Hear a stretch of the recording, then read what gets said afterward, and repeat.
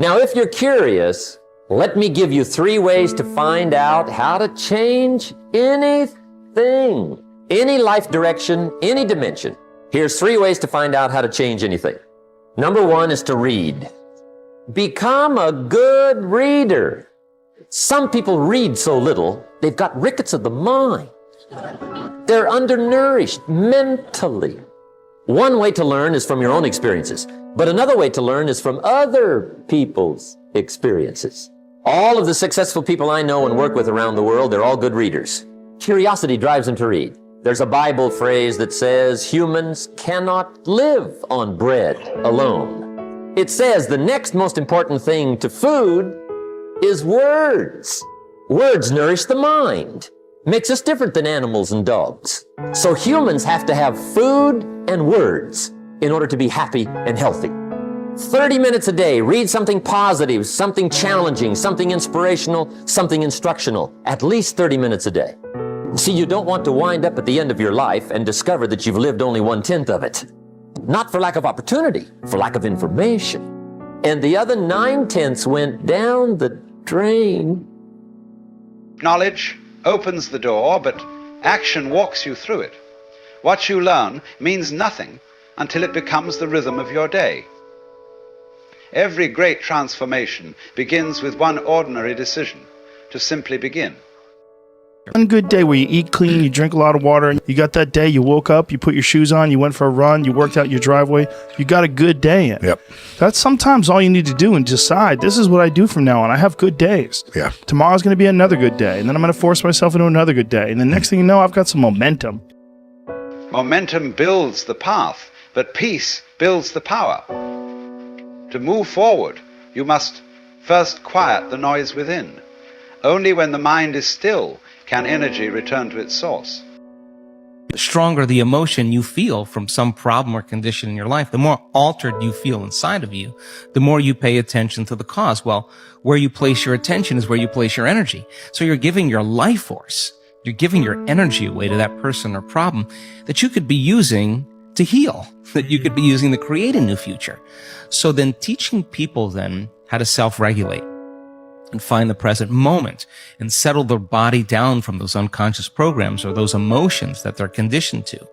That's the work. And so then when you start lowering the volume to those emotions and you're doing the work and mastering yourself in some way, as you begin to change your emotional state, you're not going to be thinking about that person or problem, and you're going to begin to take your power back. And it literally begins to build person's own electromagnetic field. Now they have energy to heal. They have energy to create a new future. Once you reclaim your energy, purpose starts to whisper.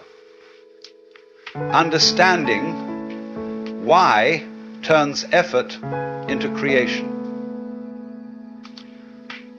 Awareness is the bridge between doing and becoming. When people understand what they're doing and they understand why they're doing it, the how gets easier. So you can assign meaning to the task and switch on the prefrontal cortex. And when you switch on that prefrontal cortex, it wants to get an outcome. It doesn't want to mess around. It wants the outcome. You're doing it for the outcome.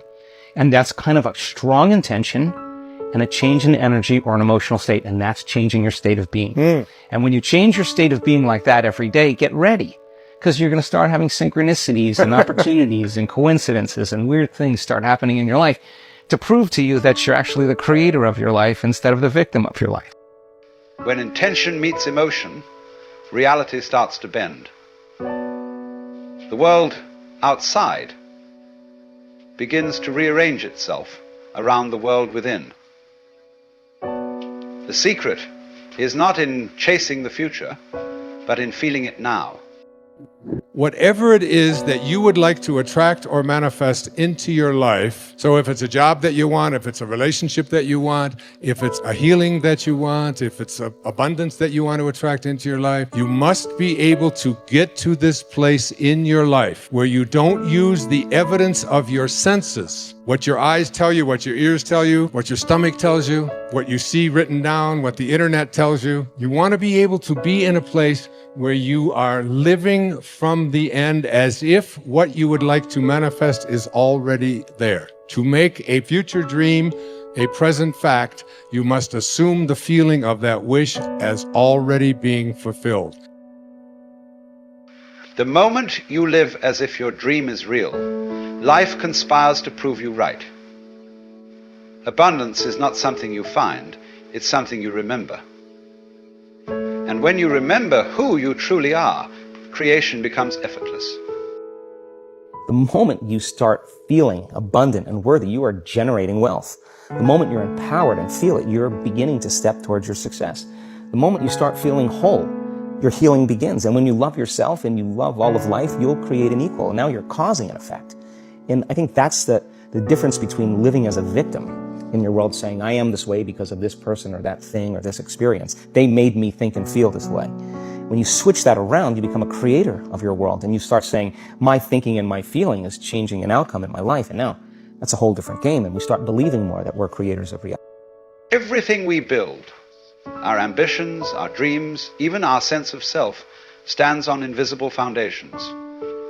Belief, memory, expectation, these are the quiet architects of our reality. Most people live in houses they never designed.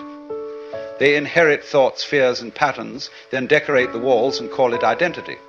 But awareness is the moment you stop living in that borrowed architecture and begin to build with your own hands. You start to see that freedom is not found in changing the world outside, but in changing the lens through which you see it. Reality does not ask for your obedience, it asks for your attention. The mind is an extraordinary servant and a terrible master. It collects fragments of the past and projects them forward as the future. It convinces you that time is real, that you are always becoming, never being. But what if this moment, this single pulse of now, is the only reality there has ever been? What if the self you keep trying to improve is only a story told inside consciousness? When you begin to observe the thinker, a space opens. In that space, the storm loses its power. You see thoughts arise and dissolve like ripples in a vast ocean, and you realize you were the ocean all along. True creation is not the act of adding more, but of seeing more clearly. The clearer you see, the less you need to control.